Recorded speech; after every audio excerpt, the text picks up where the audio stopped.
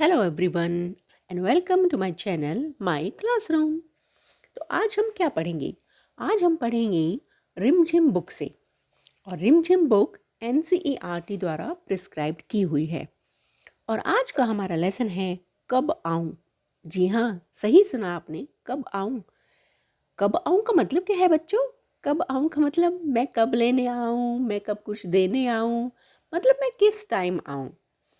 ये जो कहानी है ये लिखी है R.S. त्रिपाठी जी ने। और इस कहानी में उन्होंने बताया है कि जब कोई किसी साथ कुछ चालाकी करता है तो कभी कभी वो चालाकी थोड़ी हमें महंगी पड़ जाती है या भारी पड़ जाती है। और दूसरा आदमी समझ जाता है कि हम उसके साथ क्या चालाकी कर रहे हैं। या कभी कभी जब कोई हमारे साथ भी चालाकी करता है तो हमें भी समझ आ जाता है कि सामने वाला आदमी हमारे साथ क्या चालाकी करना चाह रहा है। तो चलिए पढ़ते हैं कि इस कहानी में किसने किसके साथ क्या चालाकी की और किसे समझ आया कि क्या चालाकी हो रही है। तो आज की इस कहानी का नाम है कब आऊं। यह है हिंदी की कहानी। अवंती ने एक छोटी सी रंगाई की दुकान खोली। रंगाई का मतलब क्या होता है कि जब हम किसी कपड़े को दूसरे कलर में रंग देते हैं तो उसे कहते हैं रंगाई यानी रंगना। और गांव वासियों के लिए कपड़ा रंगना शुरू कर दिया। सब लोग उसकी रंगाई की प्रशंसा करने लगे। मतलब वो इतना अच्छा कपड़े को दूसरे कलर में रंग देता था कि सबको उसका बदला हुआ रंग कपड़े का बहुत अच्छा लगता था। धीरे धीरे उसकी दुकान चल निकली का मतलब है उसकी दुकान पर मतलब बहुत लोग आने लगे अपने कपड़ों का रंग बदलवाने के लिए या कपड़े को रंगवाने के लिए। अवंती की प्रशंसा सुनकर एक सेठ को बहुत ईर्ष्या महसूस होने लगी। ईर्ष्या का मतलब होता है जलना, जेलसी। जब कोई किसी को देखकर, किसी के काम को देखकर जेलस होता है तो उसके मन में होता है अरे ये इतना अच्छा काम क्यों करता है। ठीक है, लेकिन ये अच्छी बात नहीं होती है। तो अवंती की प्रशंसा सुनकर एक सेठ को बहुत ईर्ष्या महसूस होने लगी।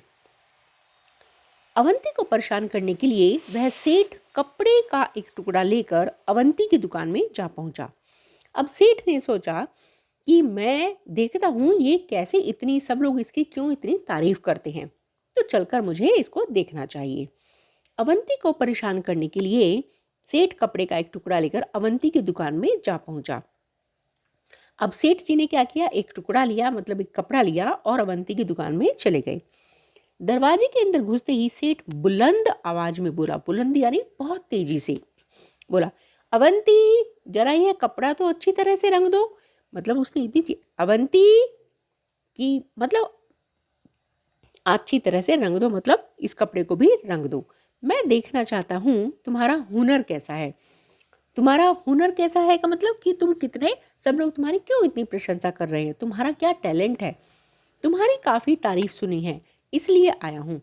अब सेठ जी ने कहा कि सब लोग तुम्हारी बहुत तारीफ करते हैं इसलिए मैं यहाँ आया हूँ। अवंती ने सेठ जी से पूछा, सेठ जी इस कपड़े को आप किस रंग में रंगवाना चाहते हैं। अब अवंती ने सेठ जी से कपड़ा लिया और बोला, आप बताइए आपको क्या कलर पसंद है तो मैं उसी कलर में इस कपड़े को रंग दूंगा।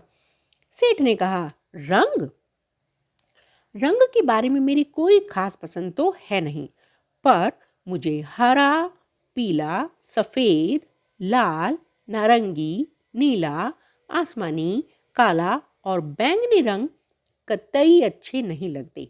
समझे कि नहीं। अब देखिए यहाँ सेठ जी ने सारे ही रंगों के नाम ले लिए हैं और बताया है कि ये सारे रंग मुझे बिल्कुल अच्छे नहीं लगते। तो मतलब इन रंगों को छोड़कर तुम कोई भी रंग में रंग दो। समझे कि नहीं। समझे कि नहीं का मतलब है कि तुम्हें मेरी बात समझ में आ गई कि मुझे ये रंग पसंद नहीं है, तो इन रंग में इस कपड़े को मत रंगना। अवंती ने जवाब दिया, समझ गया हूँ, अच्छी तरह समझ गया हूँ, मैं जरूर आपकी पसंद की रंगाई कर दूंगा। अब देखिए बच्चों, यहाँ सेठ जी ने चालाकी क्या की है। सेठ जी ने चालाकी की है कि उसने सभी रंगों के नाम बता दिए और बताया कि इन रंगों में मुझे ये कपड़े को नहीं रंगवाना है। अब अवंती भी समझ गया कि इन रंगों को छोड़कर बाकी और कोई रंग तो है ही नहीं, तो मतलब सेठ जी चालाकी कर रहे हैं। तो अवंती ने भी समझ गया और उसने बोला कि मैं अच्छी तरह समझ गया हूँ, मैं ज़रूर आपकी पसंद की रंगाई कर दूंगा। मतलब आपको जो कलर चाहिए उसको मैं इस कपड़े को रंग दूंगा।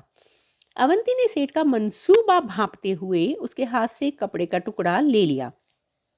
मंसूबा भांपते हुए मतलब कि सेठ जी क्या चाहते हैं अब अवंती समझ चुका था, यानी दूसरे के मन की बात को समझ जाना। मंसूबा भांपते हुए का मतलब है दूसरे के मन की बात को समझ जाना। तो अवंती ने सेठ से कपड़े का टुकड़ा ले लिया।